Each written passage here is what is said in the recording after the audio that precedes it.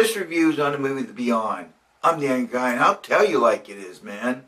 The director for the film The Beyond is Hasbro DeLow. The cast is Cochet Angier, Jane Perry, David Bailey, Brian Deacon, Amy Argyle, Nigel Barber, Julian Graham, Tom Christensen, and others. During my preteen years, I received a telescope for Christmas. For the next several years, I wanted to be an astronomer. I would brave the darkness alone to observe the nocturnal sky. My lungs would fill with anticipation and freedom. Plus, I would keep a journal of my discoveries away from prying eyes. I would read all the books I could get my hands on about astronomy, and even went to the Allegheny Observatory once. To be honest, I rate this film 5 out of 10. I really didn't like it. It ran like a documentary. So if you decide to watch this film, don't blame me. With that said, my oldest session for the Cosmos took over, and I ended up making a full review about this movie. Knowing the director's history in the film The Beyond, the clarity and the special effects indoors were excellent, but most of the outdoor shots for the movie were just terrible. With video games, when they don't want to take the time to show you the environment, it's because of money or laziness of the programmer. This is what I felt about the film. No money was spent for outside shots at all, or they were just lazy.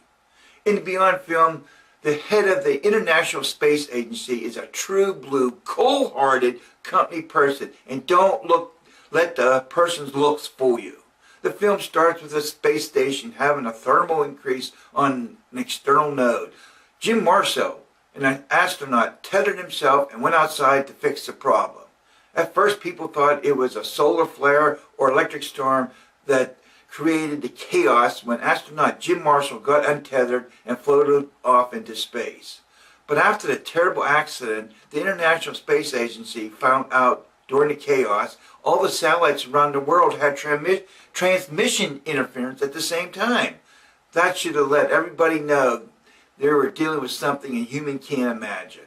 During the chaos, a wormhole formed, which they called a void in the movie. A frequency was picked up from different radio telescopes, and the International Space Agency sent probes to the wormhole. They received some photos from the probes, and one photo showed something looking like a small planet emerging from the void. Days later, small, dark, swirling surface planets surrounded the entire world. Immediately, the International Space Agency sent out a cover story for the blackout and the undersized planets hovering over Earth. Knowing this is a once-in-a-lifetime event, the International Space Agency wanted more information about this wormhole in the name of science. They knew a human could not survive going through that wormhole to gain data, but the military had a suggestion to protect the astronauts. Transhumanism Division. They offer their classified technologies as a solution, taking place within the area of a neuroscience, of course. Transhumanism in the synthetic biology for advanced soldiers, it was classified for obvious ethical reasons, and the project was not sanctioned officially by the government. The idea was to create a robot body controlled by a soldier's preserved brain. No spoiler alert, just a few questions. Do they succeed in placing a brain in a robot to protect the body when going through the wormhole? Who would volunteer? What are those dark, small planets surrounding Earth, and why are they here? I do not want to spoil the ending, but actually had a lengthy conversation when the film ended, and we wondered what would really happen afterwards. I have my suspicions. I offered my rating at the beginning of this review. If you watched this entire review, thank you. Mercury, Venus, Earth, Mars, Jupiter, Saturn, Uranus, Neptune, Pluto. I still got it.